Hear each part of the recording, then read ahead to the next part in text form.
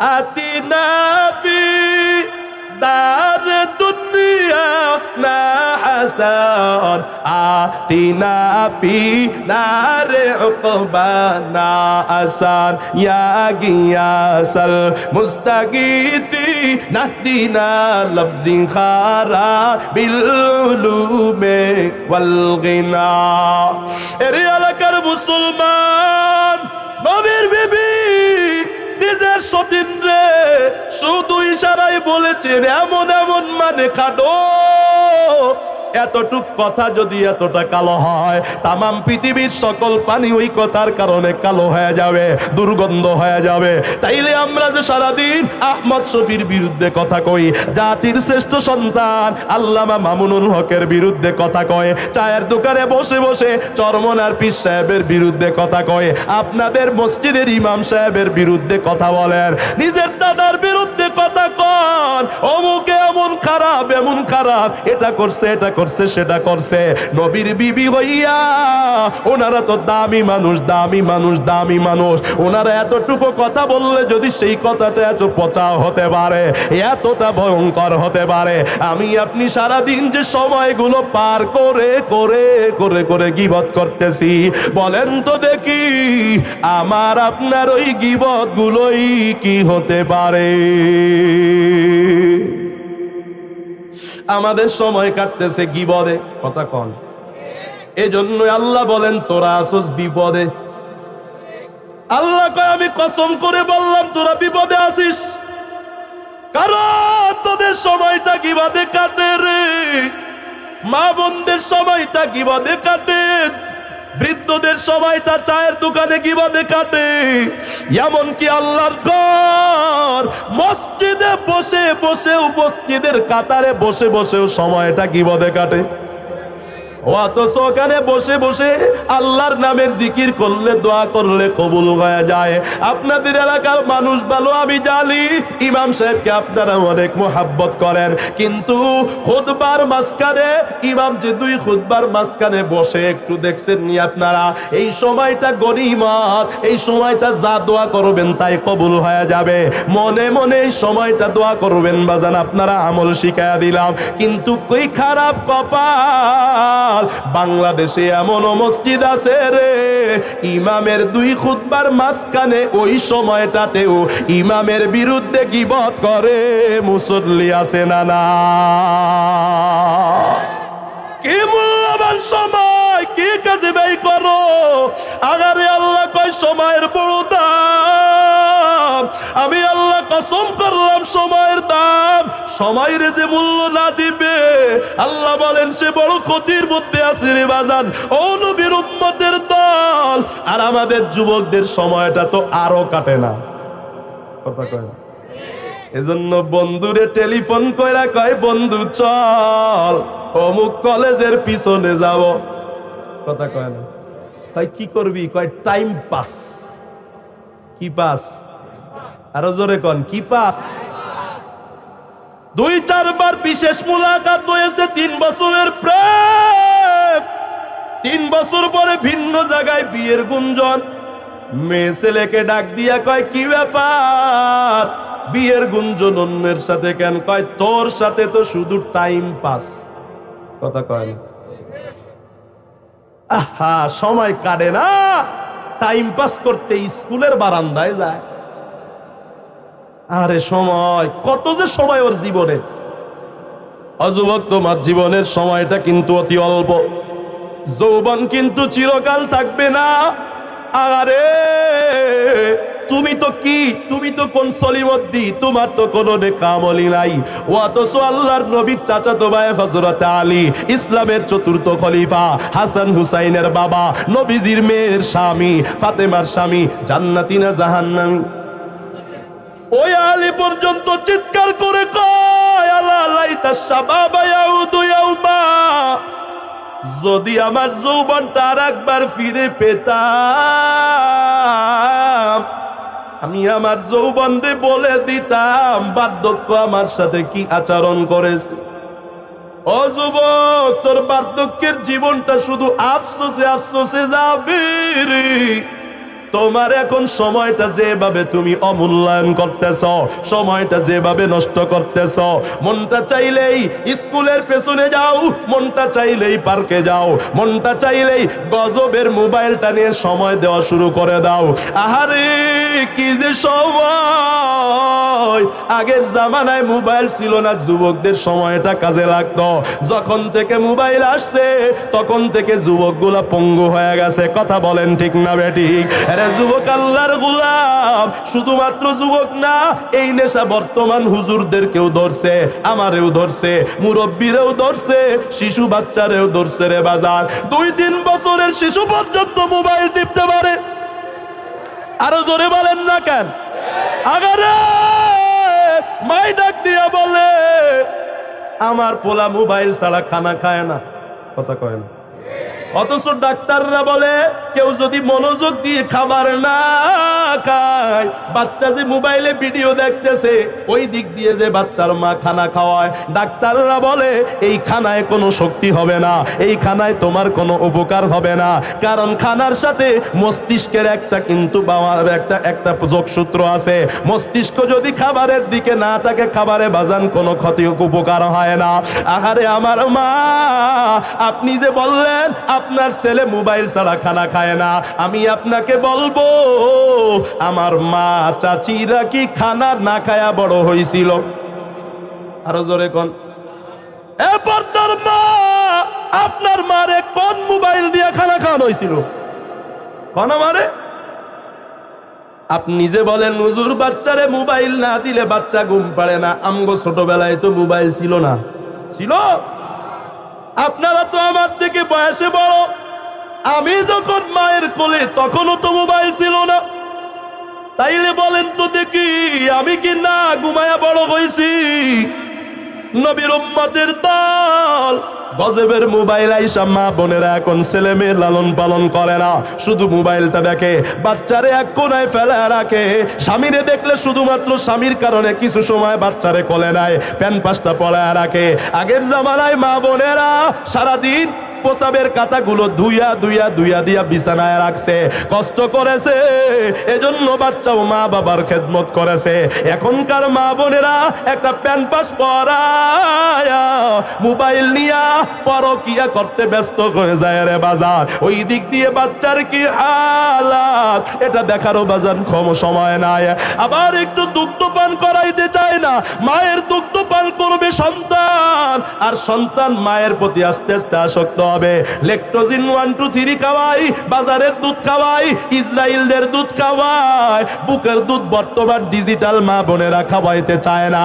এজন্য ছেলে মেয়েগুলো ডিজিটাল হয়। যাদের দুধ খায়া বড় হয় তাদের জন্য পাগল হইয়া যায়, ঠিক না?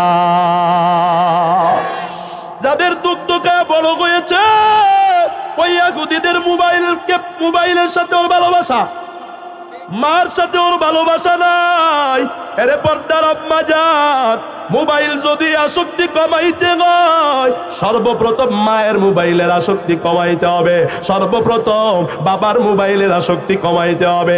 আহারে এই মোবাইলে সব সময় নিয়ে গেল, অথচ আমার আল্লাহর নবী বলেন তোমার সময়টা 3 ভাগে ভাগ হবে। একটু আওয়াজ করে বলেন কয় ভাগ? আরো জোরে কয় ভাগ? এই 3 ভাগের বাইরে আমার সময় কারোরে দেওয়া যাবে? আরো জোরে কোন? আজকে থেকে সময়রে 3 ভাগে ভাগ করবেন তো? এর বাইরে সময় দিবেন? রাসূল বলেন 3 ভাগে তোমার সময়টা ভাগ হবে। 1 নাম্বার, ইন্নালি রাব্বিকা আলাইকা হাক্কা, তোমার সময়টা ব্যয় হবে তোমার রবের উপর। কার উপর? আরো জোরে বলেন। তোমার সময়টা 1 নম্বরে 3 ভাগের 1 ভাগ অথবা বেশি কম হতে পারে। তোমার সময়টা ব্যয় করবা তোমার রবের জন্য। 2 নাম্বার, তোমার সময়টা ব্যয় করবা তোমার নিজের জন্য। আমার নবী বলেন 3 নাম্বার, তোমার সময়টা ব্যয় করবা তোমার পরিবারের জন্য। অযুবক, অযুবক, তুমি যে মোবাইলে টানাটানি করতেছো, বলো এই সময়টা কারে দিলা? আমার আল্লাহরে দিলা? আরো জোরে বলেন। এ পদ্মার মা, মোবাইলের সময়টা কারে দিলেন? আল্লাহরে। আরো জোরে বলেন। নিজেরে? পরিবার রে? এই মোবাইল চালাইলে পরিবারের কোনো লাভ আছে? আরো জোরে বলেন। আহারে বুঝো না কেন পাগল? এই যুবক, আমি পাগল বলি না। কালান নবী সাল্লাল্লাহু আলাইহি ওয়াসাল্লাম আশ-শাবাবু শুবাতুম মিনাল জুনুন। আমার নবী বলেন যৌবন বয়সটা বড় পাগলামির বয়স। ঠিক না বেটা? আরো জোরে কোন। কে বলেছেন? নবীজি। মিথ্যা হবে? আমার নবীর সাথে সাথে আরেকটা কথা বলেছেন, ওয়ান নিসাউ ইবালাতুশ শাইতান। যুবকরা হলো পাগল আর মহিলারা হলো শয়তানের জাল। এই পাগল যুবকদের এই জাল দিয়া পেঁচাবে। এই পাগল যুবকগুলো এখন মোবাইল খুললে ইমুর মধ্যেও অ্যাডের মধ্যে সেখানে নারী, ফেসবুক খুললে নারী, ইউটিউব খুললে নারী, রাস্তায় বের গেলে নারী, দোকানের সাইনবোর্ডে তাকাইলে নারী, হাসপাতালের রিসিপশনে নারী, যেখানে যায় সেখানেই নারী। আমার যুবকগুলো ফুটন্ত গুলো, আমার নবী বলেন কুল্লু মাউলুদিন ইউলাদু আলাল ফিতরা। মুসলমানের সন্তান লোক, কাফেরের সন্তান লোক, প্রত্যেক সন্তানটা ইসলাম কবুলের যোগ্যতা নিয়ে জন্ম নেয়, নামাজ পড়ার যোগ্যতা নিয়ে জন্ম নেয়, অতঃপর তার বাপ মা তারে ভালো অথবা খারাপ বানায়। কথা বলেন ঠিক না বেটি? নবীর উম্মতের দলেরা এমনও তো বাপ মা আছে ছেলে মেয়ের জন্য মোবাইলটাও চালায় না। কথা বলেন আছে না নাই? আরে নবীর উম্মতের দল, ও পাগল যুবক আমার, মোবাইলে তুমি যার ভিডিও দেখতেছো সে তো ভিডিওটা ছাইড়া কয়টা টাকা কামাইলো, কয়টা ডলার কামাইলো। কথা কোন ঠিক না বেঠিক? আমারে তুমি বলো তোমার কি লাভ? যেই নারীর নাচন দেখতেছো জীবনে একবার ওই নারীরে ধরতে পারবা না রে যুবক। আরে যুবক আল্লাহর গোলাম, তোমার মতো পাগল আর কে? ছায়া দেখে দেখে মজা নাও। ও যুবক, মোবাইল চালায় তোমার কোনো লাভ নাই। তোমার পাঁচটা ক্ষতি আছে, ভালো করে মিলায় নাও। আমার কথার সাথে যদি তোমার কথা না মিলে, আমি মাহফিলের মধ্যে সবার কাছে পাও ধরে ক্ষমা চাবো। মনে মনে মিলা। লজ্জার কারণে তো আমারে বলবা না। এই মোবাইলের গুনার কারণে তোমার পাঁচটা ক্ষতি হয়। এক নাম্বার, সাওয়াদান ফিল ওয়াজহি, যত দামি ক্রিম তুমি মাখো না কেন রে, মোবাইলের কারণে তোমার চেহারার লাবণ্যতা দূর হয়ে যায়। ঠিক না? এর প্রমাণ আমার থেকে দেখে নে রে বাপ, প্রমাণ দেখাবো। কথা কয় না? মোবাইলের কারণে যদি লাবণ্যতা দূর হয় দেখাবো প্রমাণ।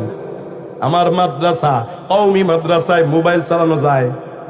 আরো জোরে কোন, আরো জোরে বলেন। আমার হেফজখানার একটা ছাত্র পালাইয়া ফতুল্লাহ লঞ্চ টার্মিনালে গেছে, পালায়া বরিশাল যাবে। পড়ছে বাজান প্যানার শার্ট। লঞ্চ ঘাটে যে টাকা তুলে রে, চেহারা দেখাই বলছে তুই তো মাদ্রাসায় পড়স। পড়ছে কিন্তু প্যান্ট শার্ট, বকাটে যুবকের বাপ নিছে, কিন্তু মানুষ দেখে বুঝে ফেলছে কেন ও মাদ্রাসায় তাকে কোরআন পড়ে, মোবাইলটা চালায় না রে বাপ। এজন্য ওর চেহারা দেখলেই মায়া লাগে, কি লাগে না? আরো জোরে বলেন। এ যুবক, মাদ্রাসায় যেই ছেলেগুলো পড়ে, এলাকায় যখন এসে মসজিদে নামাজ পড়তে যায়, যে ওই বাচ্চার দিকে তাকায় তারই মায়া লাগে। সেই বলে বাতিজা কেমন আছো? কথা কয় না। আর তুমি যে রাত্রভর মোবাইল চালাও, কত জায়গা যাও, তোমার চেহারা দেখলে কারোর বিন্দু মাত্র মায়া লাগে না। তোমার চেহারার নূর থাকে না। ও যুবক, এক নম্বরে তোমার চেহারার লাবণ্যতা চলে গেছে। দুই নাম্বার কি হয়েছে? দুই নাম্বার তোমার শারীরিক সুস্থতাটা চলে গেছে। তোমার শরীরটা দিন দিন দুর্বল হয়ে যাচ্ছে। বাপ মা ডাক দিয়া কয় আব্বু একটু পানি এনে খাওয়া। ছেলে কয় আব্বু আমি পারতাম না। মায়ে কয় তোর বাপে পানি খাওয়াইতে বলছে, কেন পারতি না বল। পোলায় কয় আম্মু আমার ভালো লাগে না। ওর ভালো লাগবে কেমনে রে বাপ? সামান্য পানিটাও গায়ে দিতে পারে না, ওর শরীরটা মেস মেস মেস মাস করে। এ যুবক, আমার একটা কথাও মিথ্যা না, সব মিলে আলো। তোর মোবাইলের কারণে তোর শরীরটা মেস মেস করে, তোর আর ভালো লাগে না। তিন নম্বর তোর ক্ষতি, তোর খাবারের স্বাদ চলে যায়। কথা কয় না? মা এইটা রান্না করে কয় আম্মু আমি এটা খায় না। আর একটা রান্না করে কয় আমি এটা খাই না, আমার এটা ভালো লাগে না। অথচ আর একজন দিব্যি খাইতেছে, কি মজা লাগতেছে। তোর কেন মজা লাগে না? তোর রিজিকের স্বাদ, তোর খাবারের স্বাদ তো নষ্ট হয়ে গেছে তোর মোবাইলের কারণে, তোর নাফরমানির কারণে। নাফরমানি যারা করে বাজান হাজার বিষয় না, এগুলো ভাবার বিষয়, এগুলো কান্দার বিষয়। আমি তোমাকে লজ্জা দেবার জন্য বলি না। যুবক, জাহান্নামের কিনারায় বসে বসে তুমি খেলা করতেছো। খালি যদি তোমার এই ক্ষতি হইতো তাইলে তো মাইনা নিতাম। এগুলো তো দুনিয়ার ক্ষতি, আখেরাতের ক্ষতিটা তো একটু পরে বলতেছি। আহারে,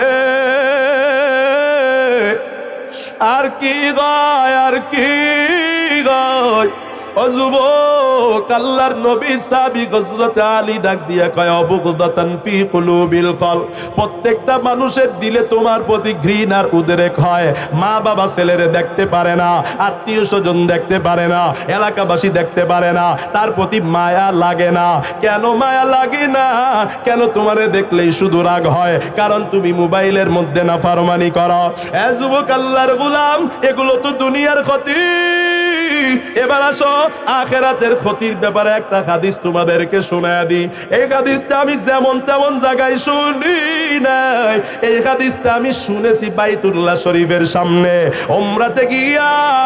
জুমার খুতবার মধ্যে আমি এই হাদিসটা শুনেছি রে নবীর উম্মত শাইখ ইয়াসির আদ-দৌসরি হাফিজাহুল্লাহু তাআলা হাদিসটা তেলাওয়াত করেছেন। হযরতে সাওবান রাদিয়াল্লাহু তাআলা আনহু থেকে বর্ণিত, ক্বালান নবিয়্যু সাল্লাল্লাহু আলাইহি ওয়াসাল্লাম, লা'আলামান্না আকওয়ামান মিন উম্মতি ইয়াতুনা ইয়াওমাল কিয়ামাতি বিহাসানাতিন আমসালি জিবালি তিগামাতা বাইদা ফায়াজআলুহাল্লাহু হাবাআম মানসুরা। ও বাজান, একটু ভালো করে মনোযোগ দেন, বড় ভয়ঙ্কর হাদিস শুনাইতেছি আপনাদেরকে। এই হাদিস যে আলেমী তেলাওয়াত করে সেই আলেমী চোখের পানি ঠেকায় রাখতে পারে না। আর এই হাদিসটা যিনি বর্ণনা করেছেন, ওই সাহাবী হাদিসটা বর্ণনা করার সময় কান্না করেছেন। এই হাদিসটা যখন আমার নবী বলেছেন তখন আমার নবী নিজেও কান্না করেছে। আরে, শোনার সময় বুঝি তোমার চোখে পানি আসবে না? আমার মায়ার নবী কয়, আমি এমন কিছু উম্মতের কথা জানি, আমি এমন কিছু যুবকের কথা জানি, আমি এমন কিছু মহিলার কথা জানি, হাসরের ময়দানে এরা বিশাল পাহাড়ের মতো সাদা নেকামল নিয়ে উঠবে। এদের নামাজের অভাব নাই, এদের রোজার অভাব নাই, এদের দান সৎকার অভাব নাই। মাহফিল হইলে এরা যাইতো রে, কিন্তু দুঃখের বিষয় হলো এদের আমল নামাগুলো যখন আমার আল্লাহর সামনে রাখা হবে, তখন আমার আল্লাহ এদের আমল নামাগুলোকে একটা বাতাস পাঠাবেন, বাতাস। ওই বাতাসের সঙ্গে সঙ্গে তাদের আমল নামাগুলো সব ধুলার ন্যায় উড়িয়া উড়িয়া উড়িয়া উড়িয়া চলে যাবে। আল্লাহর সামনে একটা নেক আমলও থাকবে না।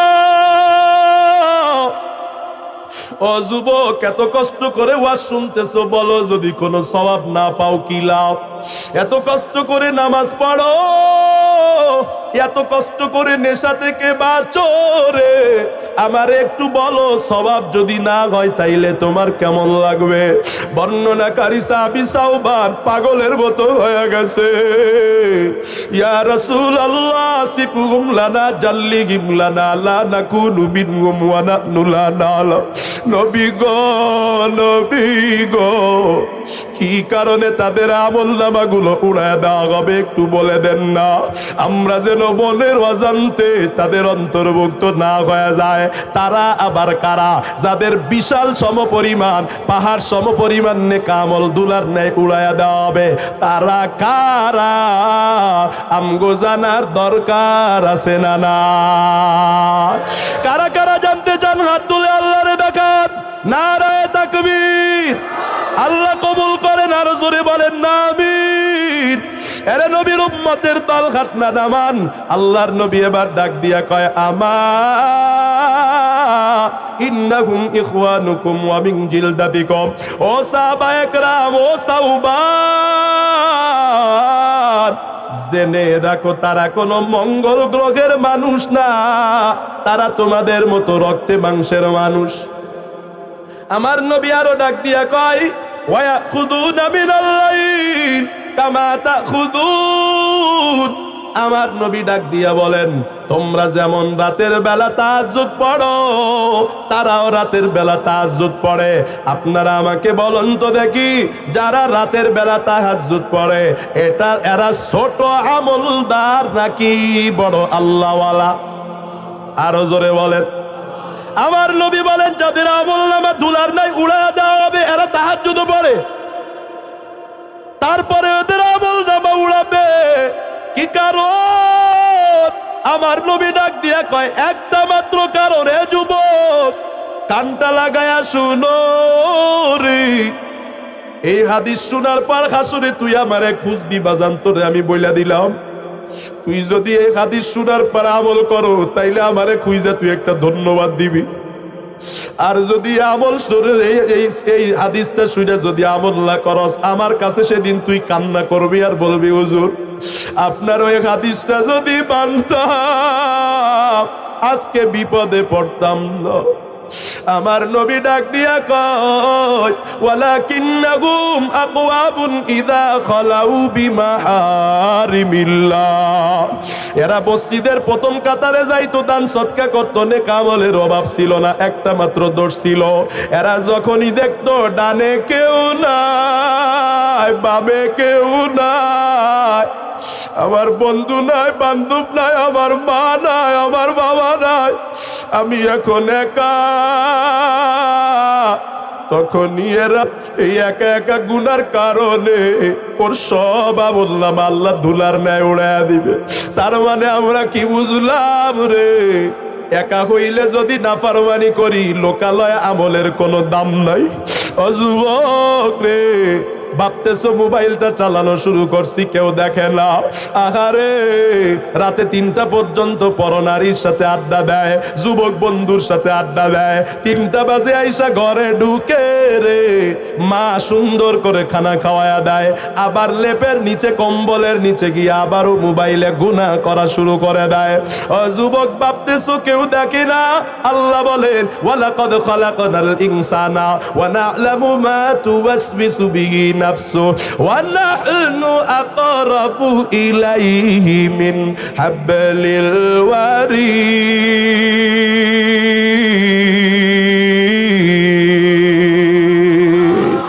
আল্লাহ বলেন, ওরে মানুষ, তোরে আমি বানাইছি ও মোবাইল চালানেওয়ালা, ও ছবি দেখনেওয়ালা, ও নারী নিয়ে চিন্তা করনেওয়ালা, ও সুদখোর, সুদের প্ল্যান প্রোগ্রাম সাজাও, জেনে রাখো আমি আল্লাহ কিন্তু তোরে বানাইছি। সাবধান, জেনে রাখো তোর দিলের মধ্যে কি কল্পনা জল্পনা সেগুলো আমি মাওলা ভালো করে জানি, ভালো করে জানি, ভালো করে জানি। তুই তো মনে করতেছ আমার ডানে কেউ নাই, আমার বামে কেউ নাই, আমার সামনে কেউ নাই, আমার পিছনে কেউ নাই, আমার উপরে কেউ নাই। আল্লাহ বলেন, এই তাকায় দেখো, এ যুবক আমার দিকে খেয়াল করো, এই যে পশম দেখা যায়, পশমের নিচে একটা চামড়া দেখা যায়, এই চামড়ার নিচে বাজান গোস্ত আছে না নাই? আরো জোরে কন। এই গোস্তের নিচে হাড্ডি আছে, গোস্ত আর হাড্ডির মাঝামাঝি কিছু চিকন চিকন চিকন চিকন রগ আছে না নাই? নবীর উম্মতের দল, এগুলোকে আরবিতে বলা হয় হলো ওয়ারিদ। এবার আমি আপনাদের কাছে প্রশ্ন করতে চাই, ও যুবক, বলো না, তোমার বাপ মা কি তোমার কাছে না তোমার রগ তোমার কাছে? আরো জোরে বলেন। সিসি ক্যামেরা তোমার কাছে না তোমার রগ তোমার কাছে? আহারে আমার, তুমি তো ভাবতেছো মা নাই, বাবা নাই, সিসি ক্যামেরা নাই। আল্লাহ কয়, ওয়া নাহনু আকরাবু ইলাইহি মিন হাবলিল ওয়ারিদ। আমি আল্লাহ পাক তোর হাড্ডির উপরে গোস্তের নিচে ওই রগের থেকে তোর আরো বেশি নিকটে। এ যুবক, বল বল, তুই মায়ের দিকে তাকা, তুই কি আমার আল্লাহর দিকে তাকাইতে পারো না? আল্লাহর কোরআনের কথা মিছা না, আমার মাওলা কোরআনে কয় তোর রগের থেকে আমি তোর কাছে আছি। আগারে ইউসুফ আলাইহিস সালাম জুলাইকা যখন তারে ডাকছে, ইউসুফ আলাইহিস সালামের মনটাও একটু জুলাইকার দিকে আগাইতেছে। জুলাইকা তো কম সুন্দরী না, আবার মানুষের মন এটা তো গুনার দিকে ধাবিত হয় রে বাজার। হঠাৎ করে ইউসুফ নবী তাকায় দেখে জুলাইকার ঘরে মূর্তি রাখা, যেহেতু জুলাইকা মূর্তি পূজা করত, মূর্তির দুই চোখের উপরে এইভাবে একটা চাদর দিয়ে মূর্তির চক্ষুটা ডেকে দিছে। ইউসুফ পয়গম্বর জুলাইকারে ডেকে কয়, জুলাইকা এটা কি করলা? জুলাইকা ডাক দিয়া কয়, ওরে ইউসুফ, যেই মূর্তির পূজা করি সেই মূর্তির সামনে কেমনে আমি নাফরমানি করি, এজন্য আমার মূর্তির চক্ষুটা ডেকে দিয়েছি। এখন আমার মূর্তি আবার দেখবে না, এখন আমি নিরাপদে তোমার সাথে নাফরমানিতে লিপ্ত হব, আর কোনো বাধা নাই। ইউসুফ নবী চিৎকার করে বলে, জুলাইকা, তুমি যার পূজা করো তার চোখে পর্দা দেওয়া যায়, আমি যার ইবাদত করি তার চোখে তো পর্দা দেওয়া যায় না। আমার মাওলা রাতেও দেখে, দিনেও দেখে, ঘরেও দেখে, বাহিরেও দেখে, পানিতেও দেখে, উপরেও দেখে, লজ্জার ক্যাবিনেও দেখে, আবাসিক কোটলের মধ্যেও দেখে, পার্কের পেছনেও দেখে, গাছের তলায়ও দেখে, অযুবক স্কুলের বারান্দায়ও দেখে রে, স্কুলের পিছনের দৃশ্যটাও আমার মাওলা দেখে। ওরে যুবক, তোর দিলে কি চলে, কি চলে, সব আমার মাওলা দেখে। একটু ফুটা মাওলার স্মরণ কর, তোর থেকে বড় বুজুর্গ পৃথিবীতে কেউ থাকবে না, মা বাবার সামনে কেউ নাফরমানি করতে পারে না। আহারে যুবকদের সময়গুলো নারীর পিছনে নষ্ট হয়ে যায়, মোবাইলে নষ্ট হয়ে যায়। পায়ে ঘাত রেখে বলি, যুবক, এই মোবাইলের থেকে বড় দুশ্মন আর তোমার আমার জীবনে কেউ নাই। আমার তোমার জীবনের সবকিছু ধ্বংস করেছে এই মোবাইল। আরে কি বলবো আপনাদেরকে, আগের জামানায় মা বোনেরা ফজরের পরে কোরআন তেলাওয়াত করত, আর যুবকগুলা মসজিদে আইসা ইমাম সাহেবের কাছে কোরআন পড়ত। আপনারা আমাকে বলেন, এই কোরআন তেলাওয়াত আর কোরআন শিক্ষাটা কে কেড়ে নিয়েছে? একটাই মাত্র জবাব, আগে তাড়াতাড়ি ঘুমাইতো, ফজরের আগে উঠে যেত। এখন মোবাইলের কারণে কেউ তাড়াতাড়ি ঘুমায় না, ফজরের পরে এলাকায় ঘুরলে নাক ডাকের আওয়াজ ছাড়া কিছু শোনা যায় না। এরে এলাকার মুসলমান সব মোবাইলে খায় দিল রে বাজার। ও নবীর উম্মতের দল, সময় বড় মূল্যবান, ভালো করে মনে রাখেন, আমার দিকে খেয়াল করেন। আর বেশি সময় বয়ান চলবে না, বলেন তো দেখি, শেষ করে দিব নাকি? হ্যাঁ, আরো চালাইতে হবে? তাহলে সংক্ষেপে সূরা তাফসীরটা শেষ করি নাকি? ওয়াজ বুঝতেছেন?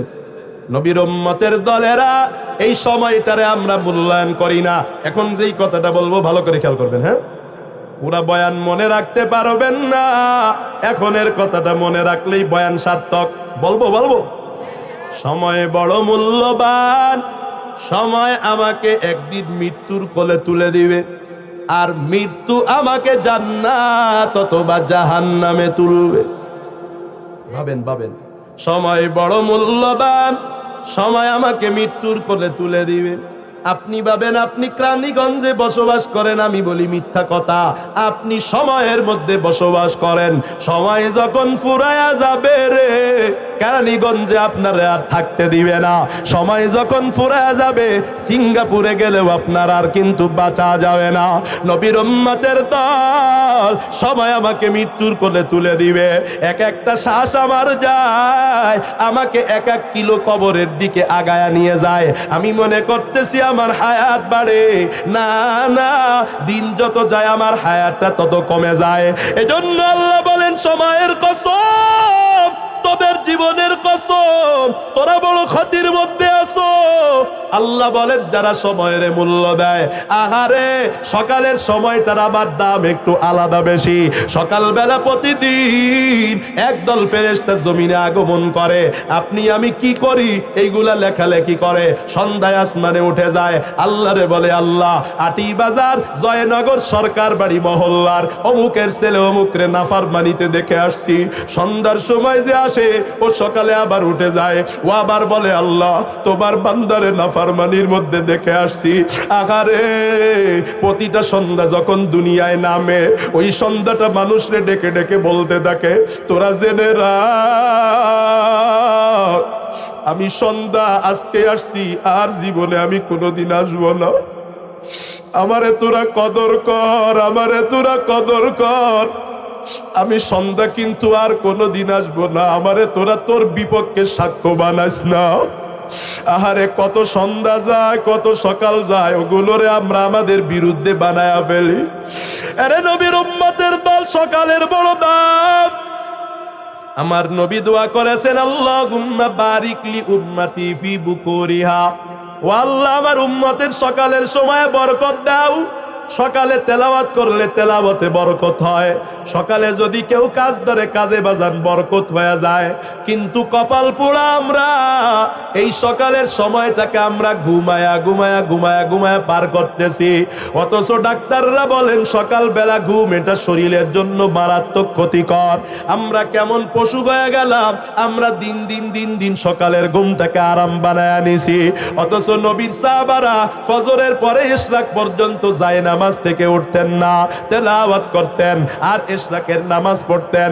ওরে নবীর উম্মতের দল, আল্লাহ বলেন সময়ের শপথ তোমরা সবাই ক্ষতির মধ্যে আছো, তবে যাদের সময়টা চার কাজে যাবে রে, একমাত্র এই চার শ্রেণীর মানুষ ক্ষতিগ্রস্ত না। এই চার শ্রেণী কারা কারা এটা আমাদের জানার দরকার আছে না নাই? কাদের কাদের জানার দরকার? হাত তুলে আল্লাহকে দেখান, আল্লাহকে দেখান। নারায়ে তাকবীর, নারায়ে তাকবীর। আল্লাহ কবুল করেন, আরো জোরে মোহাব্বতে কোন আমিন। আরে নবীর উম্মতের দল, এর মধ্যে এক নাম্বার হলো ঈমান। ঈমানের মানে কি? কালেমা পড়ে একবার মুসলমান হইলাম এমন না, প্রত্যেক কাজে ঈমান আনা যায়। সুদের খাতায় যে মুসলমান হইছে, কিন্তু আল্লাহ বলেছেন সুদ খাইলে সম্পদ বাড়ে না কমে? আরো জোরে। সুদ খাইলে সম্পদ কমে যায়, দুনিয়ার মানুষ মনে করে বাড়ে। আল্লাহ কয় না না, তোমাদের কাছে বাড়ে, আমি আল্লাহর কাছে কমে। ঠিক না বেঠিক? জোরে কান। এখন যদি কেউ সুদ খায়, বলেন তো দেখি সুদের এই আয়াতের উপরে তার ঈমান আছে নাকি? আরো জোরে বলেন। আল্লাহ তাআলা বলেন নামাজ না পড়লে তোমার রিজিক এটা সংকীর্ণ হয়ে যায়। কেউ কি চায় তার রিজিক সংকীর্ণ হোক? আরো জোরে বলেন। কেউ যদি নামাজ না পড়ে, নামাজের আয়াতটাকে সে ঈমান আনলো না, এটাকে সে বিশ্বাস করলো না। মুখেতে বিশ্বাস করেছে, কর্মে বিশ্বাস করতে পারলো না। বিশ্বাস আবার তিন প্রকার, মুখে বিশ্বাস, কাজে বিশ্বাস আর দিলের মধ্যে বিশ্বাস। এটার মধ্যে মূল হলো কাজে বিশ্বাস। এরে নবীর উম্মতের দল, ঈমান আনা লাগবে কোরআনের সব আয়াতের প্রতি, নবীজির সব কথার প্রতি। ঈমানের কেমন দাম, কেমন দাম! একটা হাদিস আপনাদেরকে শোনায়া দিব নাকি? হ্যাঁ, আমার নবীজির চাচা আবু তালেব মুসলমান না কাফের? আরো জোরে বলেন। কিন্তু কাফের গোলাম নবীজির যত সেবা করেছেন অনেক সাহাবীও তা পারে নাই। কারণ আবু তালেব নবীর পাশে এমন সময় ছিলেন যেই সময় আবু বকর, উসমান, আলী এরা ছিল না। সবাই বলে আমি মুহাম্মদ রে কাফেররা বলে মারবো। আবু তালেব বলে আমার শরীরে এক ফোঁটা রক্ত থাকতে কিছু বলতে পারো না। আহারে শিয়াবে আবি তালিবে আমার নবীর জেলখানায় বন্দী করেছে। পৃথিবীর সর্বশ্রেষ্ঠ সমস্ত মগা মানব গাছের পাতা খাইয়া খাইয়া খাইয়া খাইয়া জীবন পার করেছে। আহারে আবু তালেব চাইলে কাফেরদের সাথে ঘরে বসে আরামের জীবন পার করতে পারত, কিন্তু না না, আবু তালেব আরামের জীবন পার করে নাই। আবু তালেব নবীর সাথে থেকেছে। রাতের বেলা যখন আঁধার হইতো, আবু তালেব নবীরে গিয়া বলতো, ও নবী, আপনি আমার বিছানায় চলে যান, কাফেররা আপনার বিছানায় গুলি করতে পারে, আমার বিছানায় কেউ তীর মারবে না, আমি তোমার বিছানায় ঘুমায় ভাতিজা, তীর মারলে আমারে মারবে, আমি মরে যাব, তোমার কিছু হতে দিব না। আগারে নবীরে এত ভালোবাসা এক সেকেন্ডের জন্য জান্নাতে যেতে পারবে না, কারণ তার ঈমান নাই। আর একজন সাহাবী, তার নাম হলো আমির বিন সাবিত, উহুদের ময়দানে সাইয়্যিদাতুশ শুহাদার সাথে ঘুমায় আছেন, যুদ্ধের ময়দানে শহীদ হয়েছে। আল্লাহর নবীর দরবারে এসে বলেন, নবী আমি কালেমা পড়ব যুদ্ধের ময়দানে, এখন আমার কি কাজ কালেমা পড়ার পর? আল্লাহর নবী বলেন, নামাজের সময় না যে তোমারে নামাজের কথা বলবো, রোজার সময় না যে তোমারে রোজার কথা বলবো, যাও যাও যাও, এখন যুদ্ধের সময় যুদ্ধ করো। যুদ্ধ করতে করতে করতে করতে শহীদ হয়ে যায়। কাফেররাও লাশটা নেয় না, মুসলমানরাও লাশটা চিনে না। সাহাবীরা লাশটা এনে নবীরে কয়, নবী লাশটা কার একটু বলেন। আমার নবী বলেন, এটা আমার এমন একজন সাহাবীর লাশ, যেই সাহাবী এখন জান্নাতের মধ্যে ঘুরতেছে আর আনন্দ করতেছে। আমার এমন একজন সাহাবী এক ওয়াক্ত নামাজও পড়ে নাই, নামাজের সময় সে ইসলাম গ্রহণ করে নাই, কয়েক মিনিট আগে সে কাফের ছিল, নবীর কোনো খেদমত করতে পারে নাই, নামাজ পড়ার সুযোগ পায় নাই, রোজা রাখার সুযোগ পায় নাই, ঈমানের কারণে সঙ্গে সঙ্গে জান্নাতে চলে গেছে। ওই সাহাবীর কেমন দাম! সাহাবীরা বাদে নবী বাদে পৃথিবীতে যত উম্মত আসবে, সব উম্মত সারা জীবন যত নেক আমল করবে, সব নেক আমল যদি এক পাল্লায় দেওয়া হয়, কয়েক মিনিট আগে ঈমান এনে যেই সাহাবী শাহাদাত বরণ করেছে, সারা পৃথিবীর সকল মানুষের আমল মিলেও ওই সাহাবীর কয়েক মিনিটের আমলের সমান হতে পারবে না। নবীর উম্মতের দলেরা ঈমানের এমন দাম, ঈমানের এমন পাওয়ার। আল্লাহ বলেন, যারা ঈমান আনবা তারা ক্ষতি থেকে বাইচা যাবা, তাদের সময়টা দামি হবে। 2 নাম্বার, যারা নেক আমল করবা। নেক আমল কি? মুসলমানের প্রতিটা কাজ নেক আমল। একটা স্লোগান মুখস্থ করবেন, সুন্নাত মতো জিন্দেগি, সবই হবে বন্দেগি। সুন্নাত মতো বাথরুমে যাবেন, বাথরুমে যাওয়াটা নেক আমল। সুন্নাত মতো স্কুলে যাবেন, স্কুলে যাওয়াটা নেক আমল। সুন্নাত মতো রাস্তা দিয়ে হাঁটবেন, এটাও বাজার নেক আমল হয়ে যাবে। সুন্নাত মতো খানা খাবেন, খানা খাওয়াটাও নেক আমল হয়ে যাবে। নেক আমলের কেমন দাম! কিছু কিছু সময় নেক আমলের বেশি দাম, যেমন ফজরের নামাজের বেশি দাম, এশার নামাজের বেশি দাম। আরে নবীর উম্মতের দল, আমলের কেমন দাম একটু শুনে নেন। হযরত ওমর, আমার নবীর বিবি আয়েশা ডাক দিয়া কয়, ও নবী, একটু বলেন তো দেখি, তারকারাজির নাই এত নেক আমল কেউ করছে নাকি? আমার নবী কয়, করছে, তার নাম হলো হযরতে ওমর। কন্যা সুবহানাল্লাহ। আমার নবীজি ডাক দিয়া কয়, ও আয়েশা, ওমর তো এত আমল করেছে, তারকার থেকে বেশি আমল। সেই ওমর আবু বকর রে কয়, ও আবু বকর, আমার জীবনের সব নেক আমল আপনারে দিয়া দিব। আবু বকর কয়, তুমি তো দামি সাহাবী, সব নেক আমল কেন আমারে দিবা? কি চাও বিনিময়ে? ওমর ডাক দিয়া কয়, নবীর সাথে 3 রাত হিজরতের সময় যে আপনি নবীর সঙ্গ দিছিলেন, ওই 3টা রাত আমারে দিয়া দেয়। 3টা রাত কেন চায়া বসলেন? কারণ আমার নবী ডাক দিয়া বলেছেন, আবু বকর, যেই 3টা রাত আমার সাথে ছিল, হিজরতের 3টা রাত, আবু বকরের পরে ওমর সহ পৃথিবীতে যত মানুষ আসবে, সব মানুষের আমলনামা যদি এক পাল্লায় দেওয়া হয়, আবু বকরের ওই 3 রাতের সম পরিমাণ সকল উম্মতের আমল মিলেও হবে না। এরে নবীর উম্মতের দল, এই যে আপনারা এখানে বসছেন, এটা নেক আমল না বদ আমল? আরো জোরে বলেন। আজকে যদি নবী থাকতো, আপনি আমি সবাই নবীর কাছে যায় নবীর মজলিসে বসতাম, ঠিক না বেটা? কিন্তু নবী নাই বলে নবীর উত্তরাধিকারী উলামা একরামের মজলিসে বসেছেন। এটা কেমন আমল? আবু বকর যেমন নবীর সাথে থাকছে, কিছু মুসল্লি আছে দেখবেন ইমামের সঙ্গ ছাড়ে না, সারাদিন ইমামের সাথে সাথে থাকে। আহারে, এরা আবু বকরের মতো দামি হয়ে যাবে। আমার মহল্লায় নারায়ণগঞ্জে আমলিকের এক মন্ত্রীর সাথে ছবি থাকার কারণে ছবি দেখায় অনেক কিছু করছে, অনেক ব্যবসা করছে।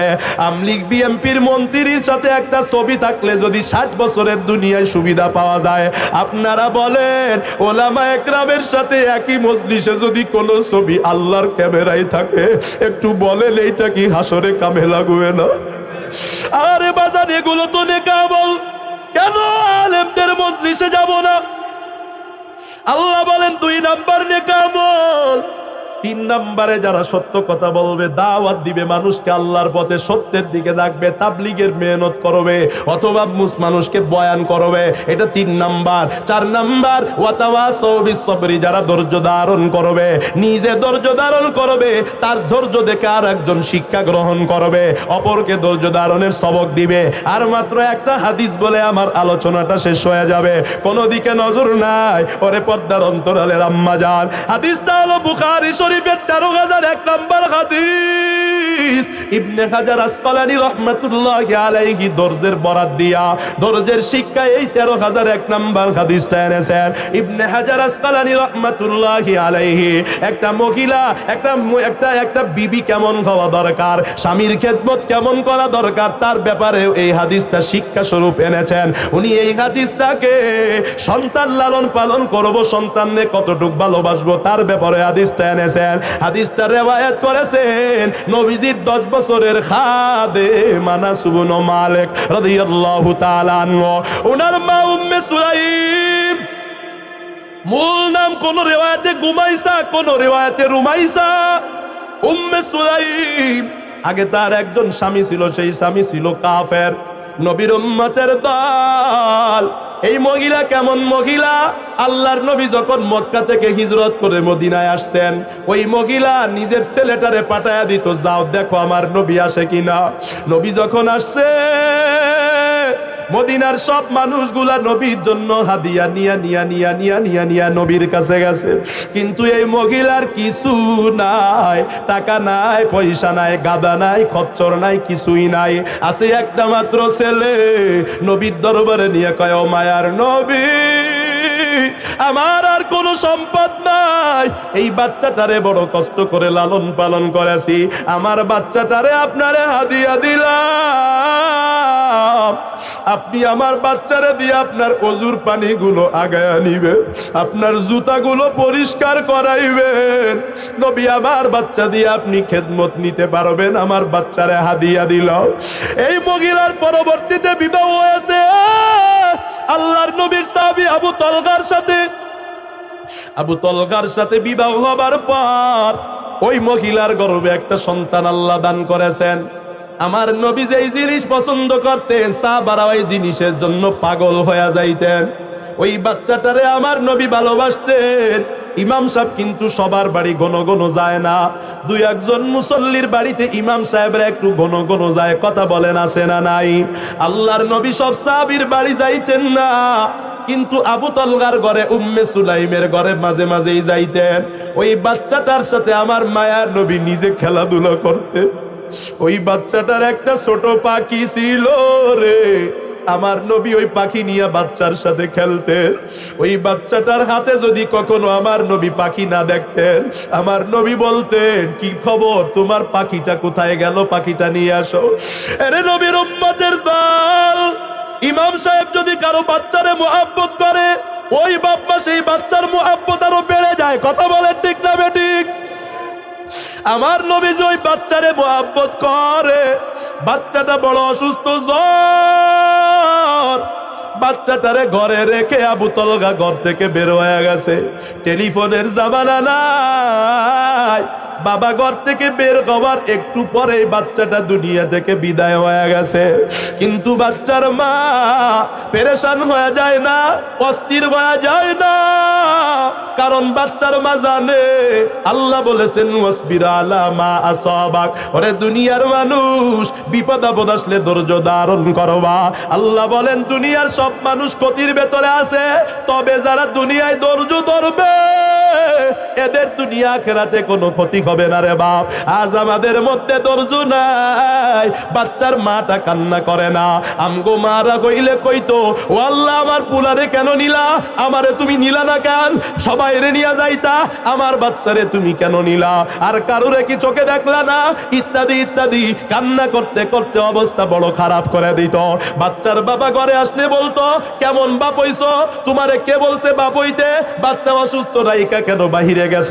কিন্তু না না, বাচ্চাটার বাবা যখন ঘরে আসছে বাচ্চার মা তখন বলে না যে বাচ্চার বাবা আমার বাচ্চা দুনিয়াতে আর নাই, চিল্লায়া বলে না তুমি বলো খারাপ, কেন বাচ্চারে অসুস্থ রেখে ঘরে গেছো, বাইরে গেছো। বাচ্চার বাবা ঘরে আইসা ডাক দিয়া কয় বিবি আমার বাচ্চাটা কেমন আছে। বাচ্চার মা জবাব দেয় ওগো স্বামী তোমার বাচ্চা আগের থেকে আরামে আছে। তার মানে আগে অসুস্থ ছিল, কষ্ট পাচ্ছিল, এখন মারা গেছে নাবালেগ বাচ্চা জান্নাতে চলে গেছে, এখন আরামে আছে। স্বামী বেচারা বুঝে নাই, ঘরের এক কোনায় বাচ্চার শরীরের উপরে সাদা কাপড় দিয়া বাচ্চাটারে ঘুম পাড়ায়া রাখছে, মরা বাচ্চা। স্বামী ঘরে আসছে, স্বামীর খেদমত করতেছে, স্বামীর জামার বোতাম গুলা একটা একটা করে খুলে দিয়ে স্বামীর কাপড়টা সুন্দর মতো খুলে নেয়, স্বামীর মাথার গামগুলো মুছায়া দেয়, স্বামীর শরীর থেকে পা থেকে জুতাটা খুলে দেয়, মায়া লাগায়া সুন্দর করে বা স্বামীর একটা রিসিপশন করে। এখানে কপাল পোড়া কত স্বামী আছে জীবনে তাদের বিবি তাদের কাপড়টা একবারও খুলে দেয় নাই, জীবনে তাদের বিবি একবারও তাদের জুতাটা পরায়া দেয় নাই, জুতাটা খুলেও দেয় নাই। আরে সাহাবা একরামের বিবিরা সাহাবাদের কেমন ভালোবাসতে, আল্লাহর নবীর সাহাবীরে সুন্দর করে রিসিভ করছে। এখনকার মা বোনেরা রিসিভ স্বামীরে কেমনে করবে, সারাদিন হাসপাতালে পর পুরুষকে রিসিভ করতে করতে নিজের স্বামীকে রিসিভ করার রুচি নাই, কথা কোন ঠিক কেনা। বাহিরের পর পুরুষকে রিসিভ করতে করতে নিজের স্বামীর সাথে এখন আর ভালো কথা বলতে মনে চায় না, স্বামীর খেদমত করতে মনে চায় না। মহিলা কত ধৈর্যশীলা রে, মহিলাটা চিন্তা করছে স্বামীরে যদি বলি তোমার বাচ্চা মারা গেছে, স্বামী খানা খাবে না, এজন্য স্বামীরে বলে না বাচ্চা মারা গেছে, কয় তোমার বাচ্চা আরামে আছে। স্বামীরে সুন্দর মতো খানাগুলো খুইলা দিয়া নিজের হাত মুবারক দিয়া স্বামীর মুখে ভাতগুলো খানাগুলো খাওয়াইয়া দিছে। আল্লাহর নবী বলেন কোন বিবি যদি তার স্বামীরে খানা খাওয়ায়া দেয় লুকমা তুলিয়া, এক একটা লুকমায় আমার মাওলা এক একটা সৎকার সওয়াব দেয়। কোন স্বামী যদি তার বিবিরে খানা খাওয়ায়া দেয় এক একটা লোকমায় আমার মাওলা এক একটা সৎকার সওয়াব দান করে রে বাবা। স্বামীরে খানাগুলো খাওয়ায়া দিছে, নিজের মন মানে না রে। আমগো মহিলারা তো ঘরে কেউ মারা গেলে 3 দিন পর্যন্ত কোনো রান্না বাড়া করে না, আর যদি নিজের কচি বাচ্চা মারা যায় তাহলে তো কোনো কথাই নাই, তার কাছে যাওয়া যায় না। 1 মাস ধরে তো তারা স্বামীরে চিনেই না, চিনেই না, চিনেই না। সুন্দর মতো খানা খাওয়ায়া এবার স্বামীরে সুন্দর মতো বিছানা করে ঘুম পাড়ায়া দিছে। ঘুমের আগে বলে নাই, ঘুমের আগে বললে হয়তো বা স্বামী কান্না করবে, ঘুমাবে না। ঘুম থেকে উঠছে, দুইজনে গোসল গা ধুইছে, রাতের বেলা স্বামী যা চাইছে বিবি তা দিয়া দিছে। একটা বারাও বলে নাই আমার বাচ্চা মারা গেছে স্বামী তোমার চাহিদা পূরণ করতে পারবো না, কারণ ওই মহিলা তো জানে রে আমার নবী বলেছেন যদি কোন স্বামী তার বিবিরে ডাকে বিবি যদি স্বামীর ডাকে সাড়া না দেয়, ফজর পর্যন্ত আমার মাওলার ফেরেশতারা ওই মহিলার জন্য লানত করতে থাকে, অভিশাপ দিতে থাকে। এবার গোসল করার পর স্বামীরে বিছানার উপরে আয় না, দেখেন আমরা তো বিবিদেরকে সান্ত্বনা দিই, অথচ আল্লাহ বিবি দান করেছেন। পুরুষ বাহিরে বিশাল পেরেশানিতে থাকবে, ঘরে ঢুকবে স্বামীকে বিবি একটু সান্ত্বনা দিবে, সব পেরেশানি গুলো পানি হয়ে যাবে। আল্লাহর নবীজি কোরআন পাইয়া পেরেশান, আবু জাহেল তো এবার আমারে মেরে ফেলবে, আমি মনে হয় বাঁচতে পারবো না। আল্লাহর নবীর বিবি খাদিজা এমন সান্ত্বনা নবীরে দিছে, নবী পুরাপুরি শান্ত হয়ে গেছে। খাদিজা কয়, নবী কাল্লা ওয়াল্লাহি লা ইউখজিকাল্লাহু আবাদা, আল্লাহর কসম করে বলি আল্লাহ আপনারে অপমান করতে পারে না। আমগো বিবিদেরকে গিয়া যদি বলি ও বিবি বিপদে পড়ছি, বিবি বলবে ঠিক হয়ে আছে, ভালোই হয়েছে, তোমার লাগাই হয়েছে, কথা কয় না, কথা কয় না।